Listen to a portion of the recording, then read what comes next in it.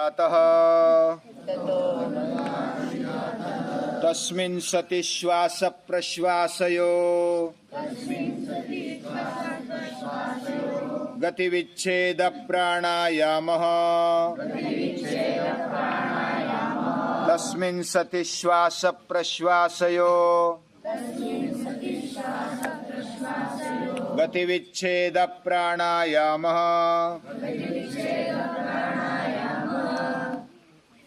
महर्षि पतंजलि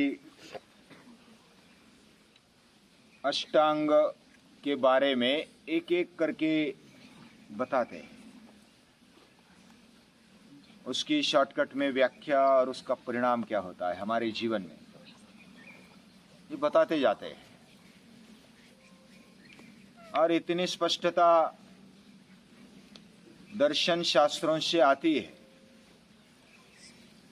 कोई भी दर्शन शास्त्र किसी भी एक का अगर हम अध्ययन करते हैं तो हमें हमारी विचार शक्ति को ऐसे आकलन होने लगता है कि उसमें दिन ब दिन स्पष्टता आने लगती है, क्लियरिटी होती जाती है। विचारों में स्पष्टता आवश्यक है और सभी दर्शन शास्त्र हमारे खुद के जीवन के बारे में, इस सृष्टि के बारे में, उत्पत्ति से लेकर के उसका कार्य और उसकी गति, इसके बारे में बताते हैं अपने अपने अनुसार, और वह भी बुद्धिगम्य ऐसा बताते हैं। यानी उसका जो तर्क है, दर्शन शास्त्रों का जो तर्क है, वह भी विचार करने जैसा है। यम, नियम, आसन, प्राणायाम, प्रत्याहार, धारणा, ध्यान और समाधि, ये जो अष्टांग है, हमारे जीवन को कैसे हम बेहतर बनाए, कैसे ऊंचाई की ओर लेकर जाए, ये बात ये अष्टांगों के द्वारा महर्षि पतंजलि बताते हैं। और सबसे बढ़िया जीवन उन्नत करने का जो शास्त्र है वह योग शास्त्र है। और श्रीमद् भगवद गीता में भी भगवान श्री कृष्ण उसका पुरस्कार करते, तस्माद् योगी भव। तपस्विभ्योऽधिको योगी ज्ञानिभ्योऽपि मतोऽधिकः कर्मिभ्यश्चाधिको योगी तस्माद् योगी भव अर्जुन। हे अर्जुन, तस्माद् योगी भव, तू योगी बन जा। तप से भी बढ़कर, ज्ञान से भी बढ़कर, कर्म से भी बढ़कर अगर कुछ है तो वो योगी बनना है। योगी बनना मतलब आसन प्राणायाम करने लगे हो गया योग, इतना ही योग नहीं है, इसके अष्टांग है। यम नियम फाउंडेशन में आसन से कृति की शुरुआत है, बाह्य कृति की, प्राणायाम है, प्रत्याहार है, और फिर धारणा, ध्यान और समाधि अंतरंग है। ऐसे अंतर्बाह्य हमारे जीवन को विकसित करने वाला ये शास्त्र है, योग शास्त्र। और जो योग है वो केवल बोलने से नहीं चलेगा, केवल कुछ बातें करने से हो गया योग, ऐसा नहीं है। योग में सातत्य, अभ्यास और वैराग्य, ये दोनों बातें चाहिए। ये मन के ऊपर मेहनत है, हमारे अंतःकरण के ऊपर मेहनत है। और अंतःकरण के ऊपर मेहनत करने के लिए हमें शरीर को अच्छा बनाना जरूरी है। जब शरीर को अच्छा बनाना है, यम नियमों का पालन अच्छे से करना है, तो सतत हमें शारीरिक मेहनत आसन प्राणायाम के द्वारा करनी चाहिए। तब हम मन को भी संयमित कर सकते हैं,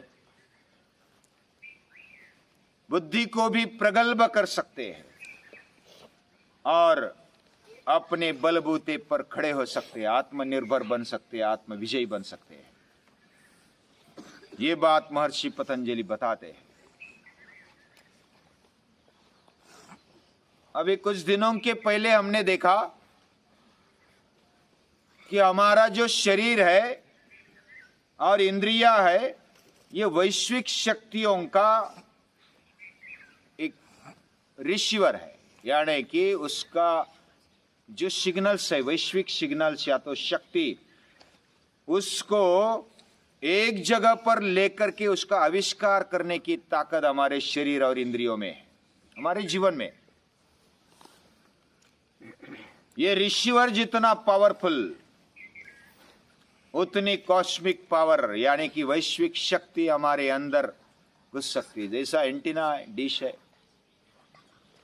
उसको जितना अच्छा सा फिट करेंगे वो जितना पावरफुल होगा, रडार की तरह वह खींच पाएगा और हमारे अंदर वह शक्तियां साकारित होगी, व्यक्त होगी। जैसे हमारे मंदिरों का आकार भी ऐसा बनाया है, उसका घुम्मट है, और कुछ विदेशी देशों में भी, पाश्चात्य देशों में भी, कुछ बीच वाले आखात में भी ऐसे क्यूबिट्स बनाए हैं, यानी पिरामिड्स है, और पिरामिड जैसा आकार बनाकर उसमें रहते हैं और उसमें वैश्विक शक्तियां ज्यादा इकट्ठा होकर के हमें ऊर्जा देती है। हमारा आसन भी कैसा हो, जैसा हम शंकु जैसे बैठे, यानी कि हमारा आकार पिरामिड जैसा होता है। जब हम बैठते हैं तो कैसा आकार है, बराबर नीचे बैठक है, फाउंडेशन है, और ऊपर पूरा सीधा। समंकाय शिरोग्रीवम, पूरा रीढ़ की हड्डी, गर्दन, माथा सरल, और उसमें ही हमारे 8 केंद्र है, यानी सेंटर्स है, और वो चक्र बोलते हैं, योग की भाषा में इसको चक्र बोलते हैं, सिस्टम्स है। मूलाधार चक्र से स्वादिष्ठान, मणिपुर, अनाहत, विशुद्धि, आज्ञा और मनस चक्र तथा सहस्त्रार, ये 8 चक्र एक लाइन में आते हैं तो उसका हाईवे सरल हो जाता है। और जब मज्जा रज्जु से, करोड़ रज्जु से प्राणवायु, खून और संवेदना का जो वेग है, जो गति है, वो बहुत ही फास्ट होती है। जितना फास्ट हम ब्रेन से लेकर के पूरे शरीर पर संतुलन पाने की क्षमता रखते हैं, उतने हम शक्तिशाली हैं। और ये पूरा शरीर रिसीवर है, शरीर इंद्रियों के साथ, अंतःकरण के साथ ये ट्रांसमीटर है। और इसको अच्छा बनाने का तरीका क्या है? ये अच्छा बनाने का तरीका, ये अष्टांग योग की साधना, योगांगानुष्ठानाद अशुद्धि क्षय, उसको शुद्ध बना करके रखो, उसको अच्छा बना करके रखो, वो अपने आप ले लेगा। तो आसन ये पहला फाउंडेशन है, यम नियम के साथ साथ, और प्राणायाम ये और आगे बढ़ते हुए शरीर को जब सातत्यपूर्ण आसनों से हम शरीर को अच्छा बनाते हैं और एक एक पंचमहाभूतों में से एक एक तत्व पावरफुल बना करके, शुद्ध बना करके उसको सही दिशा दे देते हैं, तो हमारा जीवन विकास स्टार्ट होता है। प्राणायाम उसके लिए मदद रूप होता है। जैसे शरीर को हमने अच्छा बनाया, इंद्रियों को अच्छा बनाया, और इंद्रियों को, शरीर को अच्छा बनाते वक्त उसके साथ मन भी होना चाहिए। मन अगर इंद्रियों के साथ नहीं है, शरीर के साथ नहीं है, तो हमारा मन और जो भी हम क्रिया करते हैं उसमें नहीं लगता है। वो दोनों साथ में, शरीर, इंद्रिय और मन साथ में है, तो हम कौन सी भी कृति अच्छे से कर पाते हैं। और अच्छे से कर पाना ये हमारे जीवन में आवश्यक है। जैसे हम कोई समझो कि सुनते हैं, अभी मैं बोलता हूं और आप सुन रहे हैं, मेरा बोलने में मन और पूरे इंद्रियों का साथ है, तब मैं अच्छा बोल सकता हूं, एकाग्रता से वो कार्य कर सकता हूं। आपका मन और पूरे ज्ञानेंद्रिय और पूरे शरीर के साथ इकट्ठा है तो आप अच्छा सुन सकते हैं, तभी आप अच्छा सुन सकते, समझ सकते हैं। इस तरह कोई भी कार्य हो, यानी अभ्यास हो, मेहनत हो, कोई भी कारागिरी हो, कला हो, उसमें एकाग्रता चाहिए। और उसको बनाने के लिए ये आसन और प्राणायाम है। आसन करते करते उसमें निरंतरता आ जाए तो प्राणायाम अच्छा सा होता है। अच्छा आसन अच्छा बैठ सकते तो प्राणायाम का परिणाम अच्छा मिलता है। जैसे प्राणायाम में बहुत सारे प्रकार है। तस्मिन् सति श्वास प्रश्वासयो गति विच्छेद प्राणायाम। श्वास यानी पूरक, पूरक यानी पूरा सांस भरना, और प्रश्वास यानी बाहर छोड़ना, रेचक। पूरक है, रेचक है, गति विच्छेद है। फिर रोका, रोका इसको कुंभक बोलते हैं, हठ योग में इसको कुंभक बोलते हैं। ये जो कुंभक है वह हमारी ताकत को बढ़ाता है। जितना अच्छा सा कुंभक हम कर पाते हैं, ज्यादा देर तक कर पाते हैं, उसकी शक्ति ज्यादा है, उसका मन पर कंट्रोल भी ज्यादा होता है। हठ योग में और एक श्लोक में कहा है, चले चित्तम चले वायु निश्चले निश्चलम भवेत। हमारा चित्त चलित होता है तो प्राण भी चलित होता है, वायु चलित होता है। और निश्चले निश्चलम भवेत, अगर हमारा मन चित्त निश्चल हो जाता है तो प्राण भी, सांस भी हल्के से चलने लगता है। और सांस हल्के से चलने लगता है तो हमारा शरीर भी अच्छा रहता है, हमारा चित्त भी शांत रहता है, स्थिर रहता है। मन और प्राण का संबंध है, और प्राण का और शरीर का संबंध है। जितनी बॉडी हमारी ऑक्सीजनेटेड यानी प्राण से युक्त जितना हमारा शरीर है, उतना हम पावरफुल बने रहते हैं, हमारी शक्ति बरकरार रहती है। ऐसी शक्ति को बरकरार, जिधर प्राण है उधर जिंदापन है। प्राण चला गया तो मुर्दा बन गए।